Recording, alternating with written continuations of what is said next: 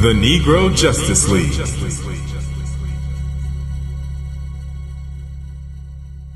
Hi, welcome to the Negro Justice League, a Black Nerd podcast, episode 97. I'm your host, Cherry. It's your boy, Jay. Oh my God. And today we got a special guest, Mike. He's been on a few episodes, but he's back. Mike, say what's up. What's up, y'all? How's it going? Mike, a.k.a. Mike is fired from our streaming days. Hey. Yes, highly favored. Oh my God. Okay, so let's get into the news. First, Johnny Depp and Amber Heard are going through the Johnny Depp's libel trial. And I don't even know. This is in the notes to talk about for the news, but I'm not going to recap everything that's going on. But I will say that Johnny Depp appears to be vindicated, at least in the eyes of social media. Amber Heard is being like, it's always been back and forth. She's saying he abused her. He's saying she abused him. But the evidence is weighing heavily in favor of her being the abuser.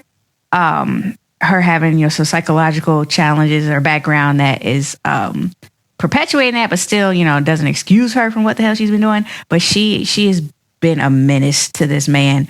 And it's really good just to see him have his day and to know that people are hearing their full story and able to decide for themselves what's going on.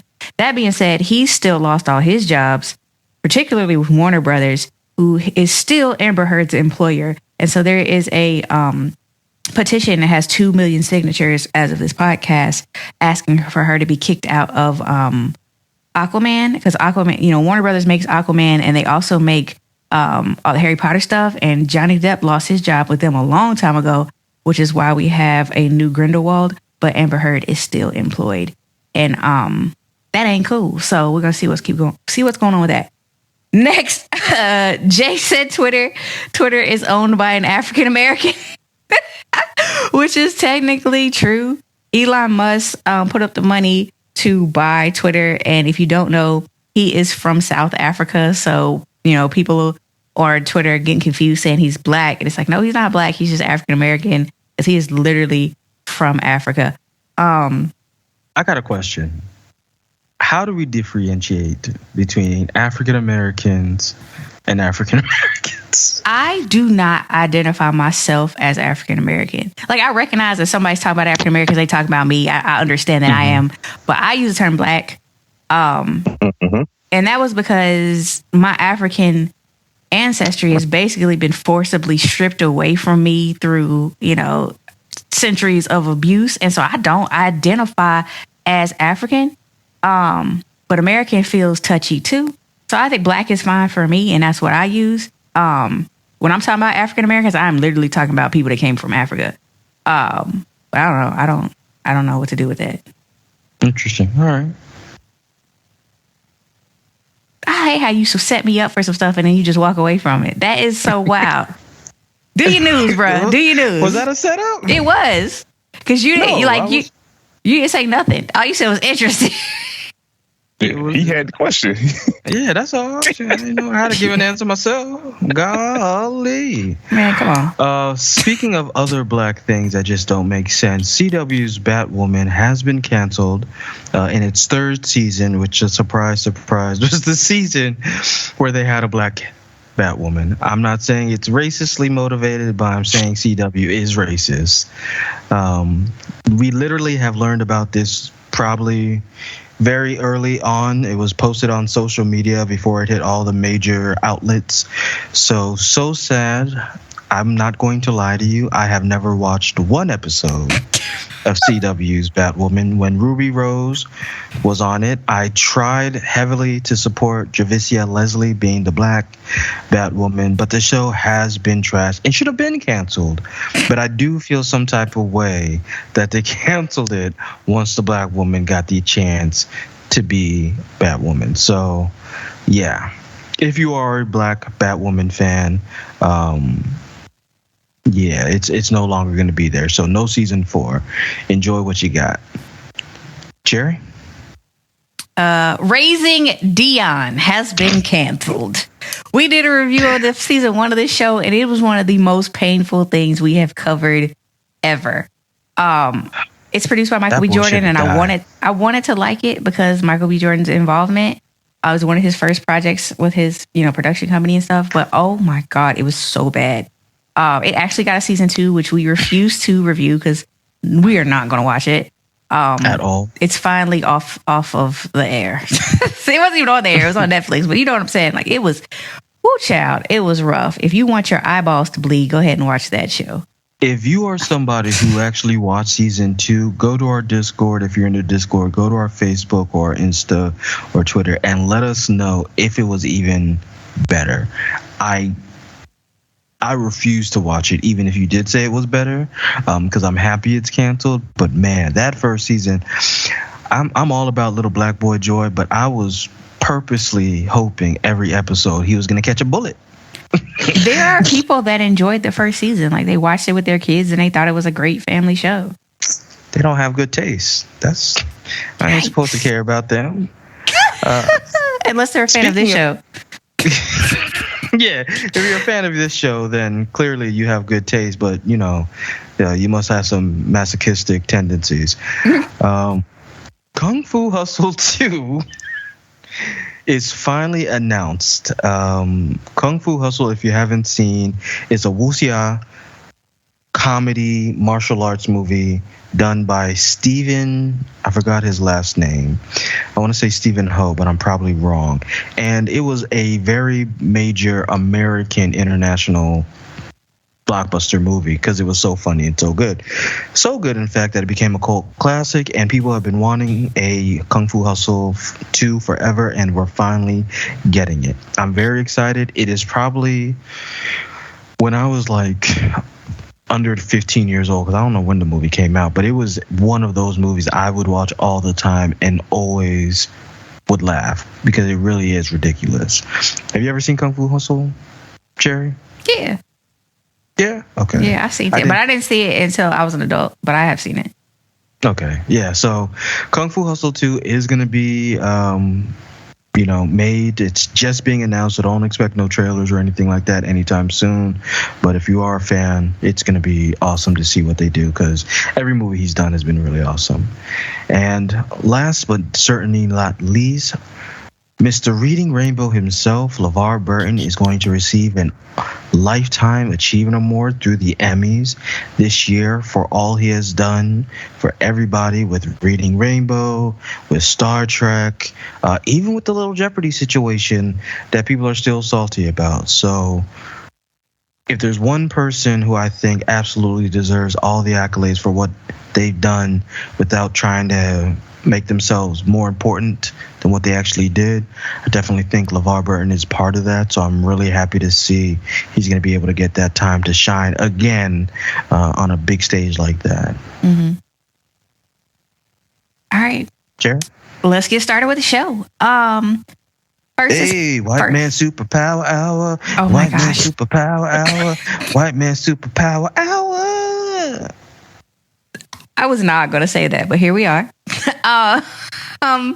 We're doing Peacemaker first. We're going to try to wrap that up at the 30 and then jump into Batman. Spoilers. So, it is what I'm going to stop saying spoilers because, hell, this is a review show. You come here to get a review. We go review it. We got to talk about it. Unless it's something that's like... You should still say spoilers. Don't be that person. This is episode 97. If you ain't got it with the program by now, I don't know what to tell you. But I know people come in and listen to the most recent episode, like weirdos, whatever. All right. Peacemaker like has weirdos? spoilers, but the Batman, I don't know. It might have had spoilers. I wouldn't even know. So Peacemaker, first and foremost, I did not want to watch either of these pieces of movie stuff because they suck. Because DC has I've been adamant. If you haven't listened to the show, we've had several episodes where I've talked about how DC is just shooting themselves in the foot by not bothering to develop any type of anything. Like they've developed nothing.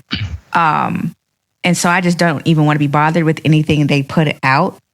But Jay wanted to do the White Man Superpower Hour 1. And 2, he insisted that I might like Peacemaker just because it's written by James Gunn.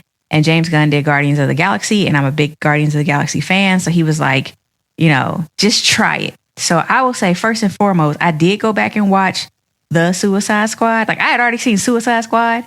So then I had to go back and watch The Suicide Squad, which is two different movies that aren't even really related. I don't even know. This is my issue with the world, but I don't even know what that's even about. But I went back and watched that, and it was painful. So the first time I tried to watch The Suicide Squad, I only made it through like 10 minutes and turned it off.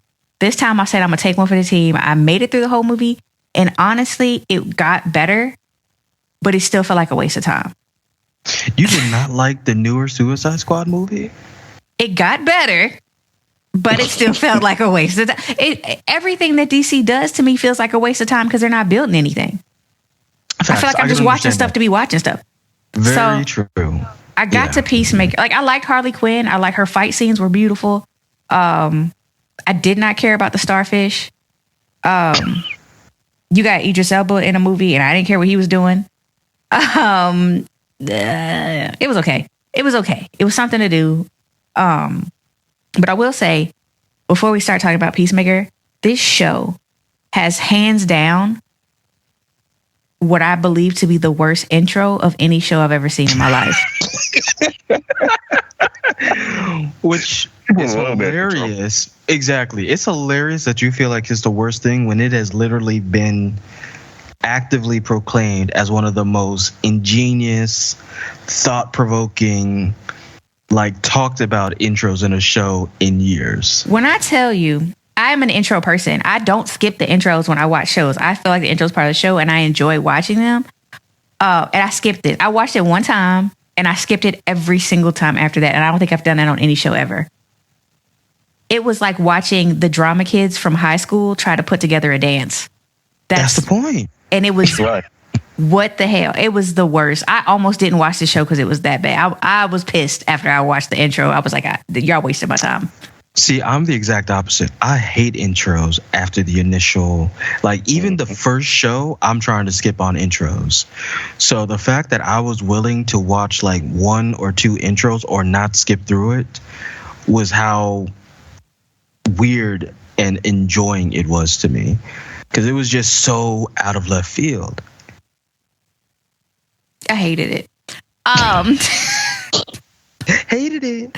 Let's get into the James Gunn writing this show. He was in lockdown in the pandemic and took a couple months, just a few weeks, to write this show, and he thought nothing was going to come of it, but somehow it ended up getting greenlit and becoming a show. Again, with what the hell DC's doing, it's a spinoff of a spinoff. Like, the Suicide Squad is a spinoff, and you got a spinoff about one character that's in the Suicide Squad that wasn't even honestly that great in the movie. But here we are. I will say this is the best piece of material that DC's produced ever in a long time. Outside of the animated stuff, because anytime you talk bad about DC, they're like, well, the animated stuff is so amazing. Well, we ain't talking about that. For the live action movie TV stuff, this is top 3. That ain't saying much, but it's top 3. That's saying a lot for me, because I went in expecting to fully hate this. And it's a show about a spinoff from a spinoff about a white nationalist that I didn't even like. So the fact that I say this is one of the best things they've produced since Christian Bale, it's saying a whole lot. And the only reason is because they marveled it. Essentially, it was like they used DC's dark, and this has been my argument. Dark in comedy, dark storylines does not mean you have to have dark lighting. Like, you don't have to put a filter on the show because it has dark subject matter. And they didn't. Right. Like, I had bright colors. Everything happens in the daylight. I saw the whole show. I saw everything that happened in the whole show because the lights were on. Even though it was dark comedy. His costume is goofy. And you can see it. You can see it. I was just really happy that I could see this show. Yeah. And then more importantly, sorry, I'm done after this because I know I've been talking. More importantly, character development. This entire series was character development. I didn't know Peacemaker. I didn't care about Peacemaker. He was just one of the people in the Suicide Squad. And you got into this and you developed him. You developed his background. You developed all the side characters. Character development. Go ahead. I'm going to say I was not originally wanting to watch this at all. You made me watch it. I made you watch it because when I started watching this, I was like, oh, this is actually good. This is actually something that I think even Cherry would enjoy. And I know she hates DC. But I came into it, like when I first heard about the Peacemaker thing being on HBO, I said, this is trash. Why would I even want to do this? Who cares damn about Peacemaker, John Cena or not? James Gunn being on it was not enough to get me to watch it. It wasn't until I started seeing reviews where people are like, this is actually good. Like there's actually something here that I said, okay, I'll give it a chance. And after it took me like 2 episodes to be like, no, this is legit working for me to give it to you. So I feel if DC is smart and they must have been listening to us, they've recently said they're trying to find a Kevin Feige for DC. And I think if they're smart enough, I know James Gunn still has to deal with Marvel because of Guardians 3. They will pay that man whatever money they need to make him DC's version of Kevin Feige, because he gets how to do what Marvel does with DC characters that aren't just Batman or Superman. And it's still dark. It was still like you can't have kids in the room while you're watching this. Yeah. I think DC should really invest in the fact that their stuff is able to be a little bit darker and R-rated because of their HBO potential compared to Marvel and Disney. Like you could really have your whole... Could you imagine a Batman that was rated R or something like that? Like they have that. And James Gunn clearly knows how to do that. That's why Guardian of the Galaxy work. He knows how to do characterization. He knows how to make you care for characters that should be ridiculous. There was a man who had powers that were polka dots, and yet he worked in the movie. Like he gets it. And I think if DC really wanted to beat or at least be on par with Marvel, because it's clear now Marvel is king and DC feels that, he's the one you have to go with. Forget the Snyderverse. You need to do the Gunverse because he's able to do what you need to do to get your characters out there. Him and who we'll talk about later, Matt, who did the Batman, I think. But James definitely, I think, could help make the bigger metaverse of DC work, because I should not have cared about Peacemaker, and I did. I'm still saying they need to start over though, because we don't have any, or we don't have much continuity. And we didn't, in the news, we didn't talk about Ezra Miller. His last name's Miller. I didn't want to talk about him because I would want to talk about him, but if you brought him up, now we can talk about him a little bit. Ezra Miller, whose pronoun is they, actually, so I should say they. Sorry, they. Yeah. Has been basically acting like the white version of the baby in Hawaii. Like I don't know what. Man, been spazzing. I don't know what is going on, but like every day I get a beep on my phone. The baby that hit somebody, Ezra Miller that hit somebody. The baby that hit somebody, Ezra Miller that hit somebody. Like Ezra Miller wakes up and says, "Let's go." I don't know what is going on, but I say that to say Ezra Miller and Amber Heard have legal things going on that I think are going to preclude them from participating in any further activities. And we have multiple Batmans running around, which is a big pet peeve of mine that we'll address later.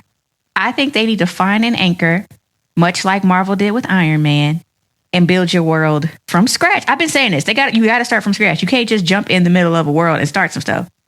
The problem was they were planning on doing it from scratch. Ezra Miller's Flash was supposed to be their chance to do everything from scratch. And this person has decided to make Hawaii his personal GTA sandbox.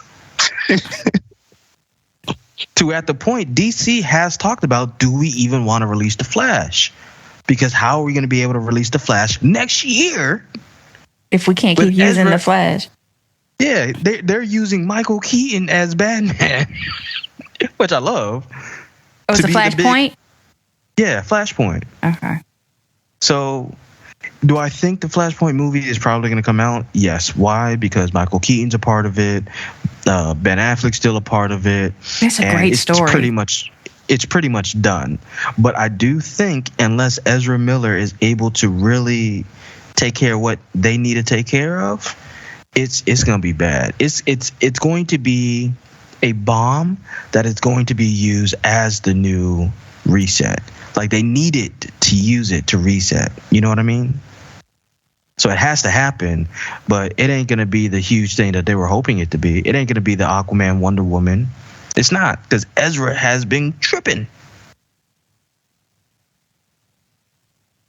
So what do you do? I mean, but Marvel got a new Hulk. They gave it to the guy who's on the Flash TV show that is trash, but he does a great Flash. Yeah, he's a good Flash. He's a good Flash. The show's trash, but he's a good They should Flash. just bring him in. Flashpoint. middle. Yeah, middle he of the runs movie, into just let him go runs through into the Speed Force, comes back another person. Let's keep it pushing. Hey, It would work. It would work. listen, there will be 3 minutes of people being like, "What the heck was that?" And then by the end of the movie, they'll be like, "You know what? I can see why DC But did that." I think they're early enough in that they've done next to nothing. I think they're early enough in their situation to just switch out the actor and just deal with it, because that's what we did with the Hulk. We had Edward Norton for a whole independent Hulk film that we just kind of act like wasn't a thing. Yes, true. And the reason why we didn't get more Because he was showing his behind. Yep. And him and Terrence Howard showed his. Yep. And Don Cheadle took that role and ran with it. And ran with it. So yeah, I think this is good. I think this is what I've been asking. The Peacemaker and the way that it's written and the time that was taken with it, the development, the use of light, is what I've been asking for. It's ridiculous, and yet it works because of how they show why it's so ridiculous. And everybody else is wearing regular clothes, so that kind of helps. Oh, that was one of my issues. What's your boy, Vigilante? I liked Vigilante a lot, even though he was super, super annoying. I just kind of wish he didn't take his helmet off. Like, I feel like when he took his helmet off, he lost some of his mysteriousness and lost some of his cool. I don't know. Like, he was annoying, but he was really vicious. And I think keeping the helmet on kind of maintained that. Who is this guy? I don't know. I liked him with the helmet, is what I'm trying to say. I get it, and I agree with you in one part, because I liked how he wasn't a Deadpool, but I used Deadpool from the fact that Ryan Reynolds really didn't take it off much. Or the boys. So he Black whatever. Black Noir. Black Noir. Yeah. He never takes his helmet off. But I do appreciate that they did take it off, because I really liked how he is without the mask. And you realize, oh, if you weren't a vigilante, you should probably stay in jail. There's something. They can't keep him in jail. Right, exactly. That type of episode made me appreciate seeing him without the mask and who he is, and like, again, the characterization we're talking about. You got to realize, oh, he kind of needs to be a quote unquote superhero, because otherwise he would just be walking around regular places looking like a totally, Joe Schmo, and then all of a sudden taking bats to people. Like, this is his escape. So I appreciated that, but I really am surprised how much I enjoyed that season, and looking forward to a season 2. And not just John Cena, but every character in there. Like the guy who had the spoiler alert, but who cares? The whole beard dyeing thing situation, and how he kept on. I wanted to talk about that, how excellent of a job writing it they've done to turn someone having a dyed beard from a joke to like a very serious moment in a major crisis. The climax of the show, they turned into a very emotional moment where you actually felt bad for laughing at this dude having a dyed beard. That was really, honestly, the peak writing of the series for me was that conversation where he talked about how hurt he was, why he dyed his beard, and how hurt he was about it. And you would not expect that from something. Marvel does that, and they've done that really good, especially in their TV shows, but DC has missed that continuously, even during the Chris Nolan phase, because I've been watching the Chris Nolan movies recently, and you're not seeing a lot of the stuff that you're seeing now, because even back then they were still treating comic books iffy. Mm-hmm. What did you think about our girl Danielle Brooks? Yeah, who played Amanda Waller's Adebayo. daughter. Yeah. She was all right. I think she has beautiful skin. It's kind of distracting. Like she's just really just pretty in the faces, whatever. But I half the time I was like, dang, I wonder what she does with her skin. Anyway, she was nice. She was a good not anchor. She leveled out the rest of the foolishness in the cast very well, and she did a good job of being us, like representing the normal person in the group. I don't have any notes about her other than, I enjoyed it. I enjoyed her in there. Yeah. I'm surprised. I was not expecting, I don't know why, but I feel like she's gotten to that level of Hollywood where I wasn't expecting her to be in a Peacemaker TV show. But I'm glad she's in it because the reason she's such a good actress, you're able to see in there. You know what I mean? Like she really did help bridge a lot of the characterization for a whole bunch of the shows. She was the straight man basically to John Cena's Peacemaker, and I don't know if she would do a second season because again she's moving up in the world star wise, but I appreciated her building the foundation in the first season. If DC does what they need to do and follows Marvel's trajectory, there's no reason why she wouldn't, but who knows what they're doing. I will say, Mern, it was a disappointment to me to lose him. I enjoyed him being the very straight edge, hard ass leader. Essentially, I really enjoyed him, and it's unfortunate that he won't be in the second season. And it was somebody else I wanted to talk about. I can't remember who all was there. Judo Master. He was my favorite. He was scary. He would be. He was so tiny and terrifying. I think that he did an exceptional job with his character. Because every time you seen that little green suit, it was like, oh no. Like, I thought he did really well. He survived. I really am. Yeah. As much crap that happened to him. That's what makes him. That's part of what makes him scary. Oh, you think you're a big man? You're a big man with your big muscles. You think you're a big man? He's offensive. And then he would start. Yeah. He would start causing mayhem. I love. He's gonna crack your sternum like it's nothing. One thing, I do love a good, strong racist character. I think Peacemaker's dad did a good job. I can see a lot of what's my boy name? You know who I'm talking about. I'm thinking Merle from The Walking Dead. Yondu. What? I'm talking about him. Yeah. I could see that James Gunn likes to bring that hard-edged father figure that is father issue because your dad is like a bad guy essentially. And in the Marvel side, we see that, the father is actually, with Yondu, we see that he's actually a good guy on the inside and we're soft and cushy and blah, blah, blah. But over here, we see that the dad actually is evil and he has to die. And I think that's sort of touches on what you were talking about as far as DC should really lean into their ability to be darker. And they can capitalize on that. And I think in the show, they did a good job of having, no, your father really is a bad man and he really needs to go. I thought they did a good job with it.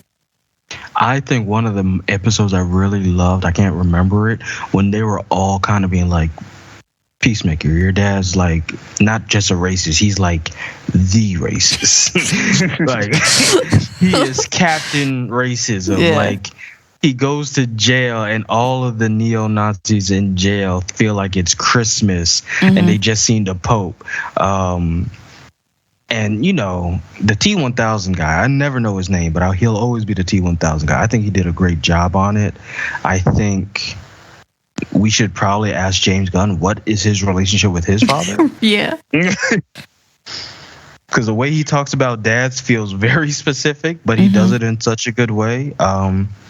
Obviously, he won't be in another season, but yeah. He might. He could be. Will. Yeah, he'll be there. He has that little mental thing where he keeps seeing them. Yeah, that's true. Speaking, because we haven't really talked about Peacemaker and John Cena.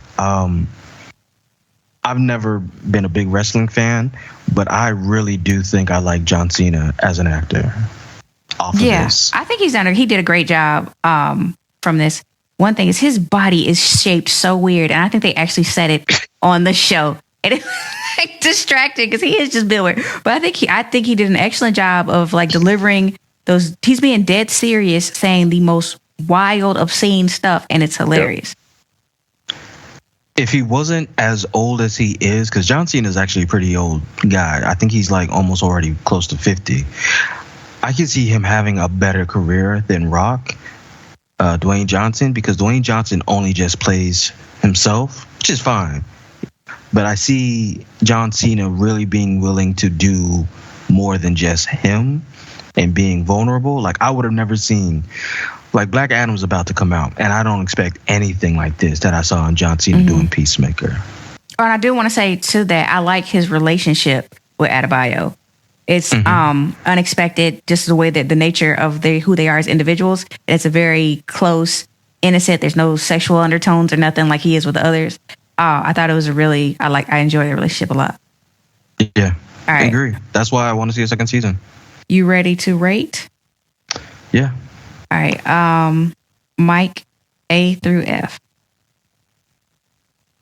I give it a B minus, but that's only because I was not interested in it. So, but you watched it before I told you we were doing it. I know. Again, when I went into it like you two, I wasn't interested in it, but it kind of won me over. But I give it a B minus. I'll see season 2. I might change it to a B plus later. But for a first season, it was good. It has me interested. I'm here for season 2. Jay? Considering how much I did not want to see this when it was initially announced, I even think in NGL or somewhere, I would have said, who wants a Peacemaker show? And for me to enjoy it, I'm going to give it an A. It was written well. The action was done well. The fact that Cherry has positive feelings about it is a mark in itself. So I did watch the whole thing too. I was playing with you. All right. And I wanted to. After the first episode, I text Mike. I was like, I'm not doing this. I don't know if I'm going to make it. Then I watched the second and the third, and I was like, you know what? This was good, and I wanted to finish it, so I did finish it today. Yeah, I want to see a second season. I want to see as many of them come back and see what other ridiculous stuff happens. Like, this is how I feel when I saw Guardians of the Galaxy, and I was just like, they made me care about characters that should not even be important. And that's James Gunn doing his thing. Mm-hmm. Okay, so I am going to give it a B plus. I think in and of as a standalone show, it's good, but it suffers from not being anchored to a stronger storyline. Like, there's just really not a lot happening in the background. They did have a Jason Momoa cameo that we didn't address, and I do think that is actually one of the things that makes it stronger than the Marvel shows, because Marvel struggles getting any Avengers in anything other than Avengers. Like, you never see Captain America. He does like other Avenger movies, but you're not watching Daredevil, I guess, obviously. But you know what I mean? You're not watching Loki or anything and seeing, Scarlet Witch walk through the back. They don't show up to the shows. And I think the fact that they had that cameo, even though it was super green screen, was a strong point. What was my point? It still wasn't anchored to anything because it has no main franchise to be anchored to. So I'll give it a B plus. In the real world, that's my official write it down in the great but grade. But in DC's world, it's totally an A. This is the best thing they got going on right now, and they need to take whatever James Gunn got, his little formula, whatever, and they need to apply that across the board. They need to pay that man the money to just be like, James, we'll give you this solid $1 billion check, and just please help us beat Marvel, because he knows Marvel too, so he knows what's gonna work. Mm-hmm. I mean, we all know Marvel. Like, we could sit there and binge watch all their material, and you see what's working. It ain't rocket science. I mean, it's rocket science to come up with it the first time, but now that they've already put the formula out there, just freaking do it. Mm-hmm. Anyway, speaking of them not doing what they're supposed to do, moving on to the Batman. I wanted to watch this less than I wanted to watch Peacemaker. Peacemaker, everybody was saying was good, and it was a surprise, so I kind of trusted it. And then James Gunn was involved. And it ties into some other movies like that I've seen, Suicide Squad and stuff. This Batman is another shot in the dark from DC, and I'm sick of it. I'm sick of them just taking Batman, taking the Joker, and just making movies that have nothing to do with nothing. It drives me insane. I don't want to watch this. I just feel like you're completely wrong. But before I say my point, Michael, Did you enjoy the Batman or did you not enjoy the Batman? Whose side are you on, me or Cherries? I would probably be on your side. I didn't say whether or not I enjoyed it. I'm talking about coming in. Why am I even watching this? This shouldn't exist, is my point. To be fair, it shouldn't exist. But Michael, yeah. Like the Joker's little standalone movie and this movie, the Batman, that's kind of standalone and off to the side. I like those stories. It's like really bringing the comic book world to life because you do have the characters that have their own stories and their own comic books, and you turn around and they're like the Justice League and Adventure stories. Something else completely is going on. Sometimes it ties into the character's solo story. Sometimes it doesn't. I mean, but it's the same world. Like this movie, it's called a multiverse. It ain't. Ain't no way. No. We're literally going there with Marvel right now. So you telling me there can't Marvel, be a Robert Pattinson's Batman is just out here doing his thing, and then eventually somewhere down the line, maybe he gets brought in for some kind of Infinite Crisis event down the line, like they are going to do with Marvel. Marvel spent. Going to come to a head with they spent more than a decade building a multiverse and then told us it was happening. It wasn't like, hey, we just making stuff and at some point we're going to say this is together. What? They spent the summer. Loki's the one that made the multiverse. Again, they told a single story then, and then they decided, okay, we're going to switch gears to the multiverse. And we got the same actors on the same storyline in the same thing going on. Like this is not that. You can't compare what Marvel's doing to what DC's doing. DC just making stuff.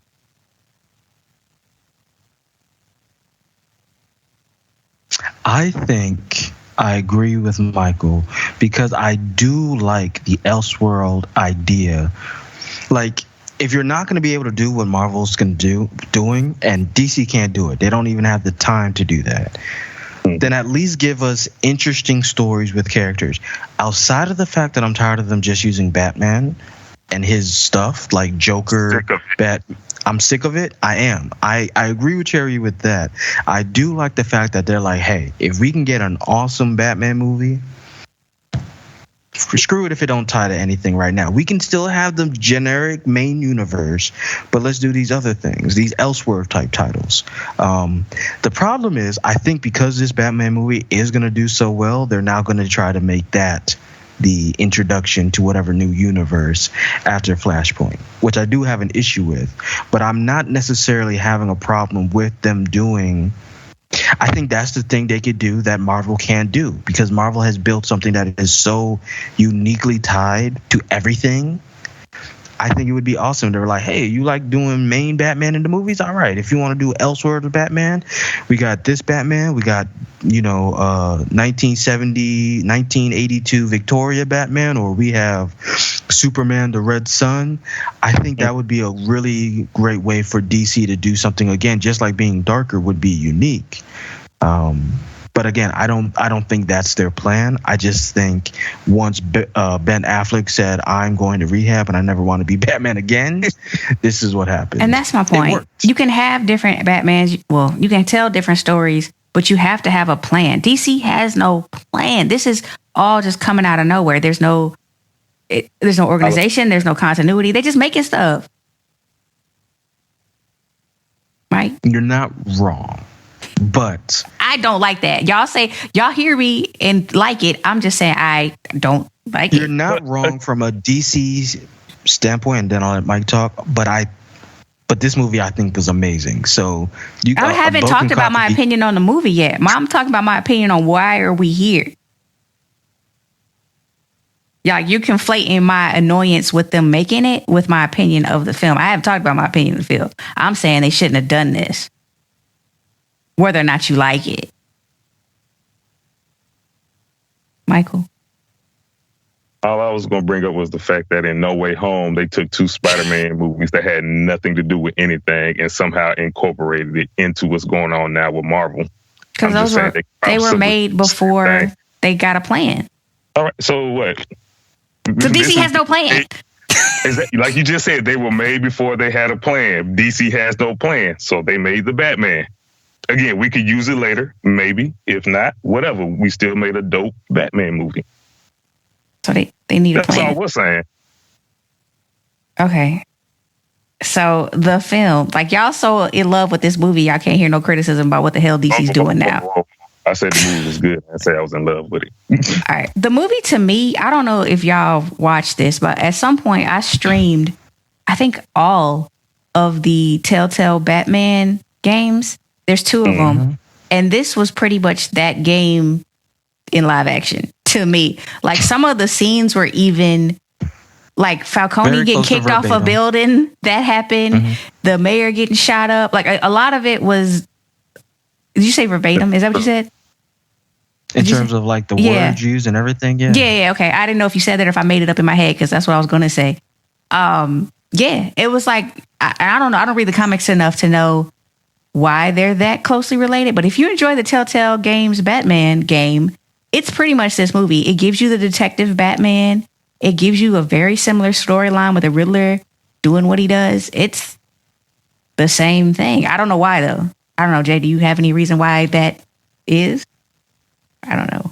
I don't know enough about Batman to know why we have the same story twice. Well, the reason is because the Telltale Games was based off a hugely acclaimed and popular Batman graphic novel, the Long Halloween, and another one I forget, which is where you're seeing a lot of the similar things.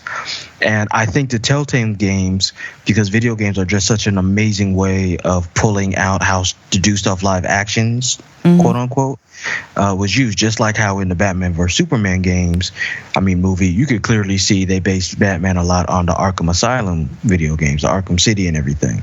So it was done really well. The younger Batman, the fact that he didn't care at all about being Bruce Wayne,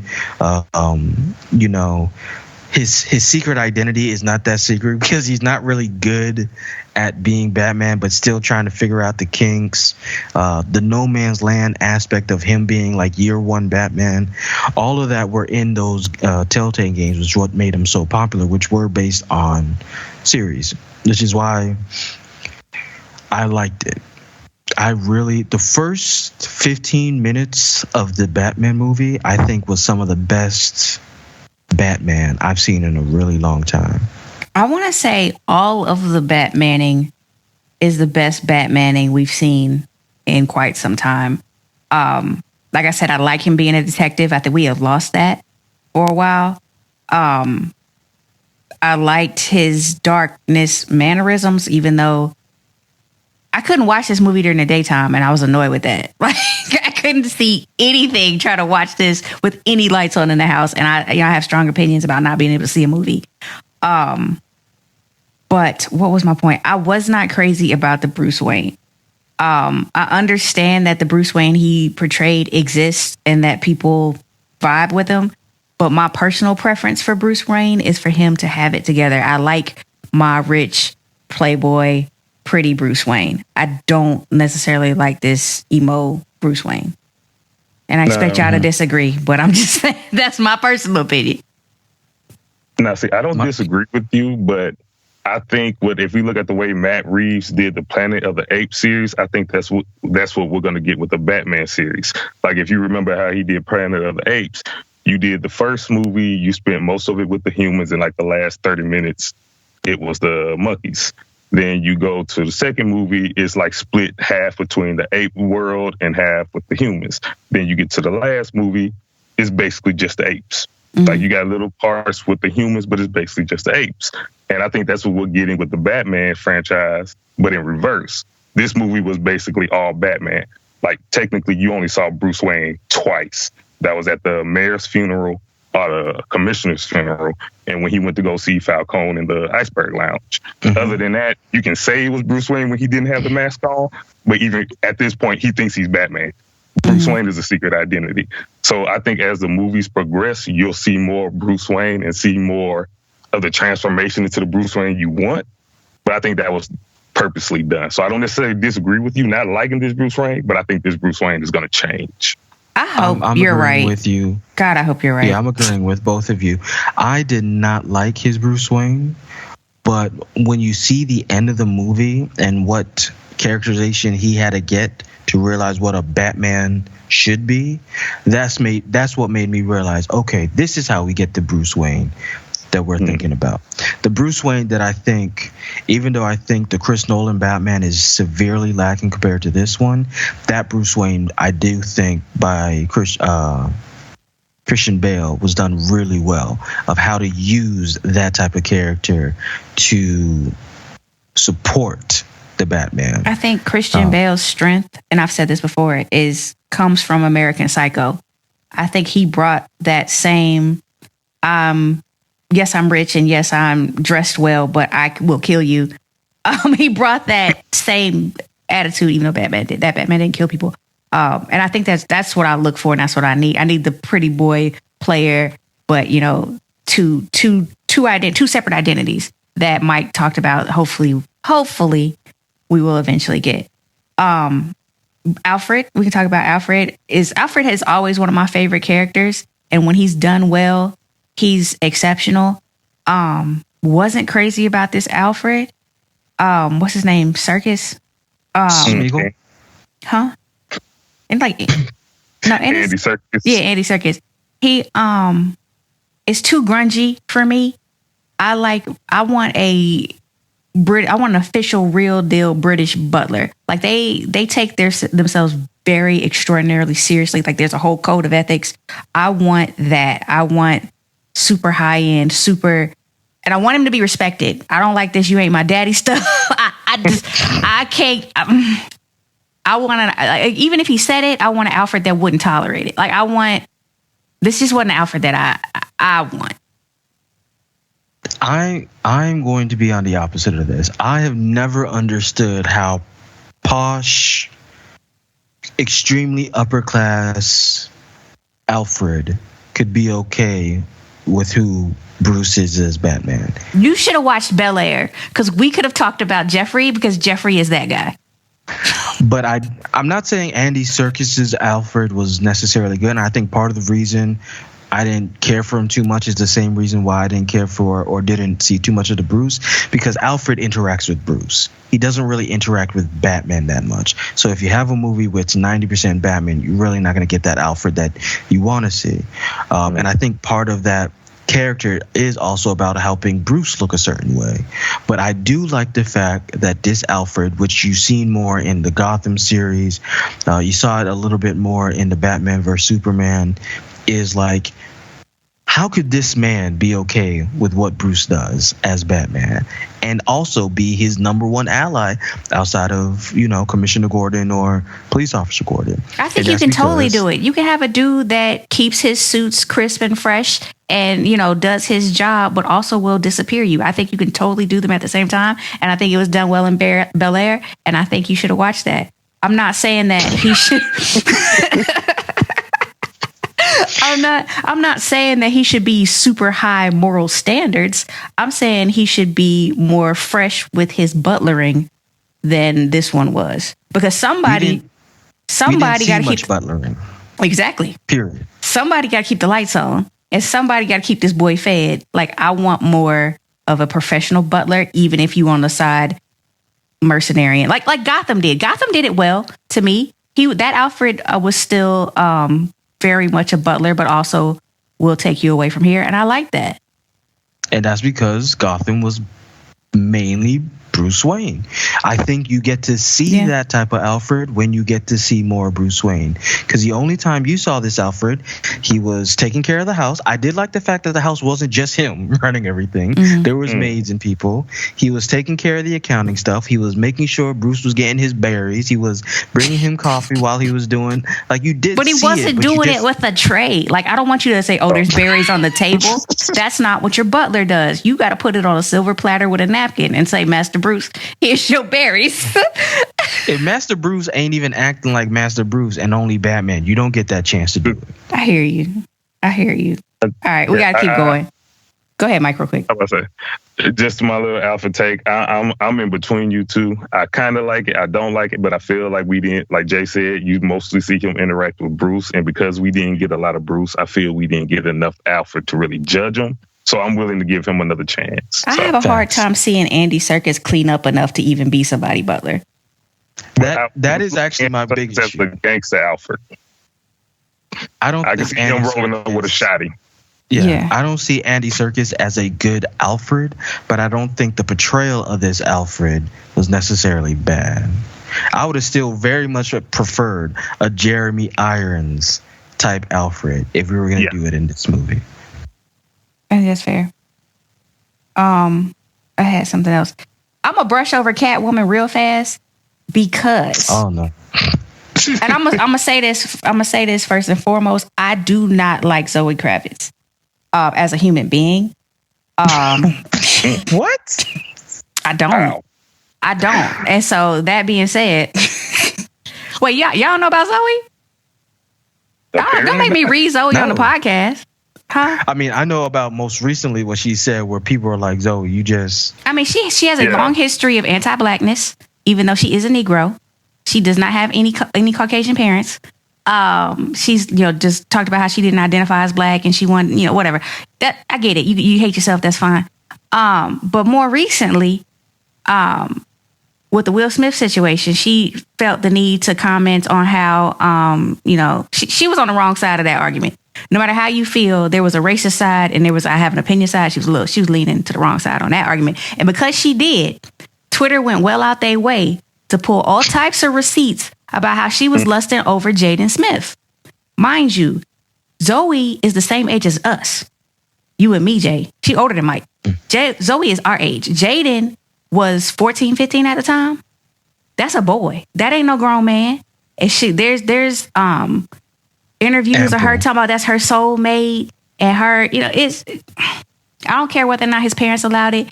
I can't rock with you. I can't. I know that I'm her age. Me and her are the same age. And I look at Jaden and I see my child. I see my son. Like he's a baby to me. So that being said, I ain't never gonna like nothing she do. But she was a cute little Catwoman. Like she was cute in her little suit or whatever. Yeah. Better than who was that? Sandra Bullock or whoever that was. Anne Hathaway. Yeah. Oh, I think Anne Hathaway did her thing when she was Catwoman. I hated her. I liked her, and I liked Halle Berry, even though the movie sucked. I'm gonna move on from her. The one person, my favorite person in this whole movie was Falcone. Colin Farrell. Oh. Me. Yeah, I'm a Riddler fan. Riddler's my favorite Batman villain.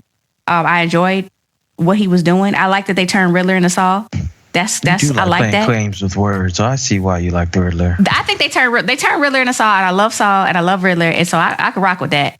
But I thought the portrayal of Carmine was very nuanced, and I felt like that was some of the strongest acting that we saw in the whole movie was just Falcone scenes. And so I really, even though they called him Falcone, that's annoying. But it's Falcone. Yeah, they called him Falcone the whole movie, and every single time they said his name, I was pissed. But other than that, he was my favorite character.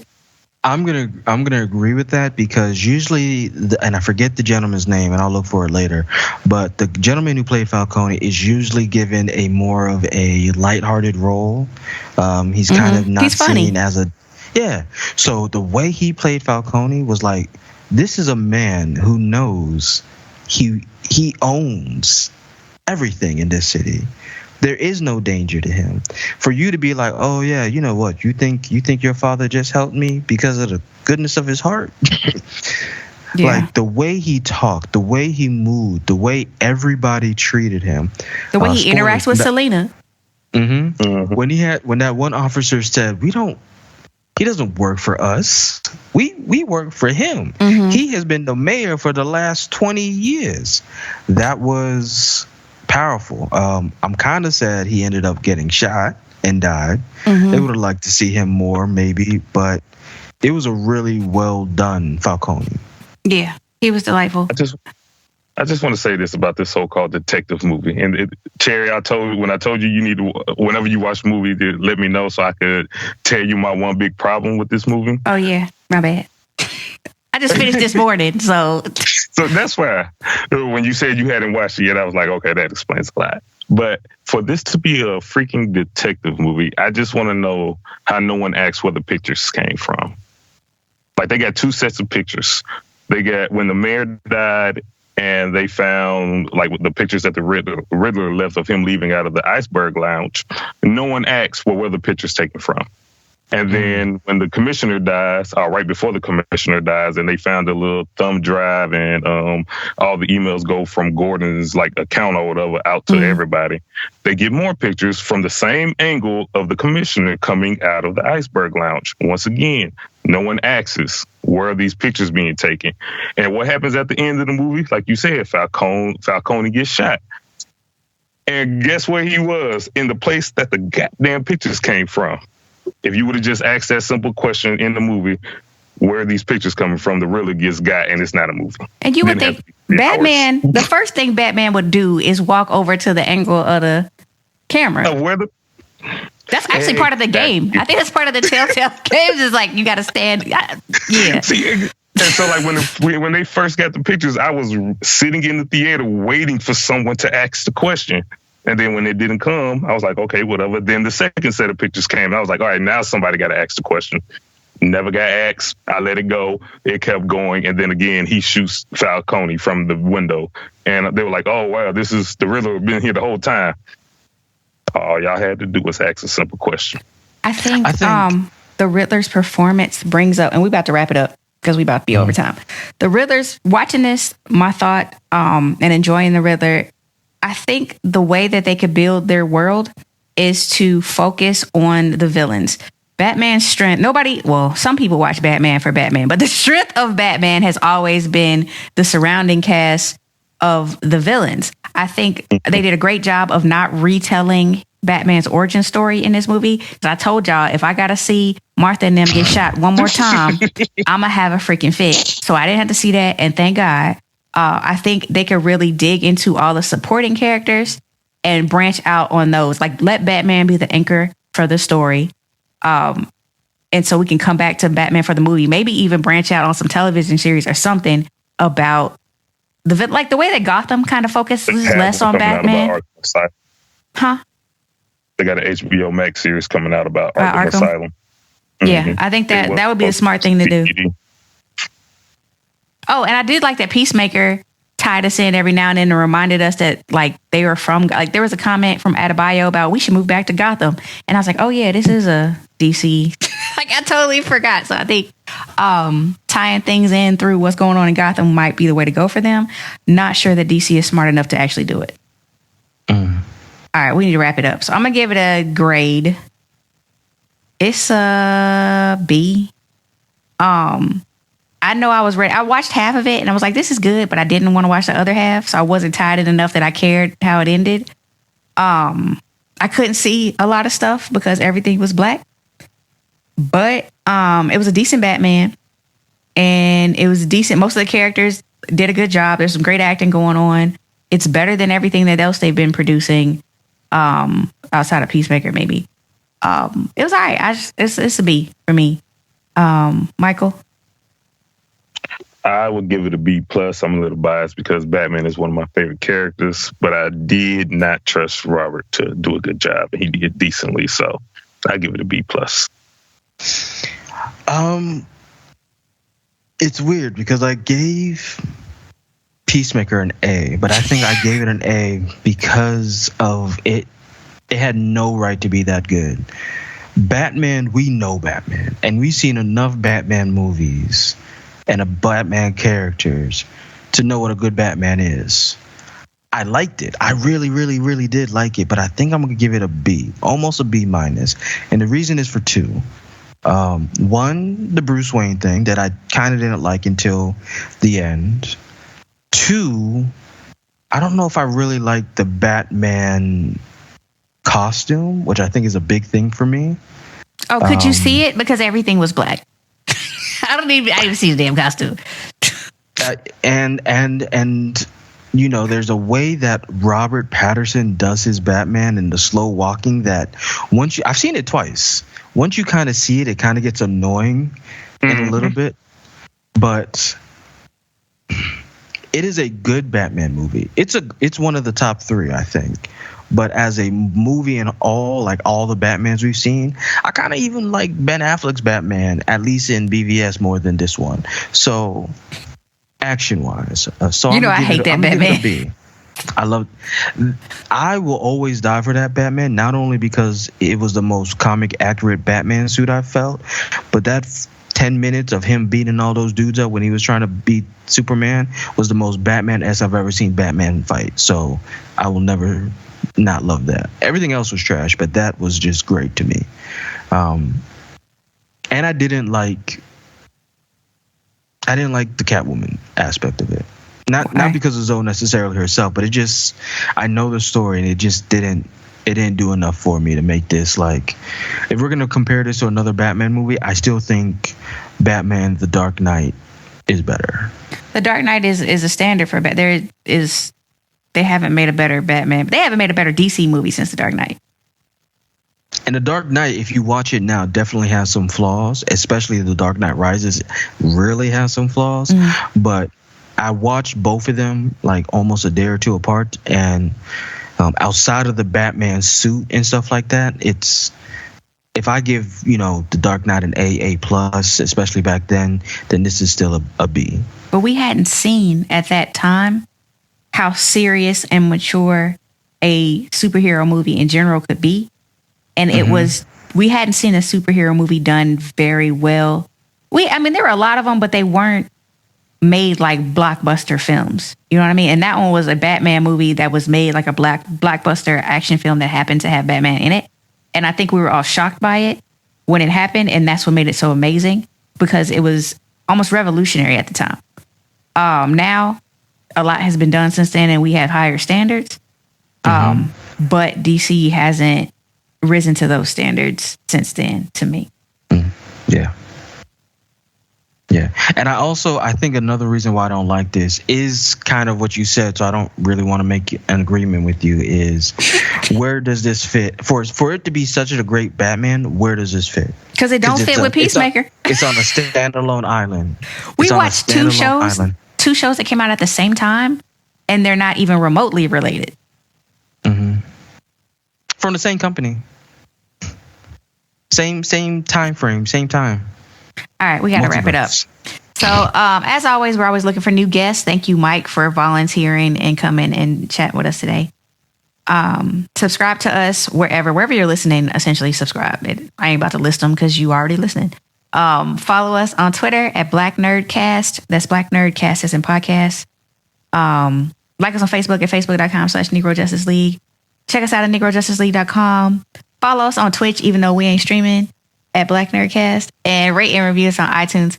Next episode's agenda, the way I want to rush through that, is we watched a movie and a show from DC that came out at the same time and have nothing to do with each other. Doctor Strange and Moon Knight. Moon Knight is not super tied into the MCU. However, it's done in a way that's not like offensive. Like you know what I mean? It still feels like we're watching the same stuff. I don't know. So not next week, hell, whenever we do this, Doctor Strange and Moon Knight. I actually have a lot of Moon Knight to watch. So that's it. That was episode 97. I am Sherry, and this was the Negro Justice League.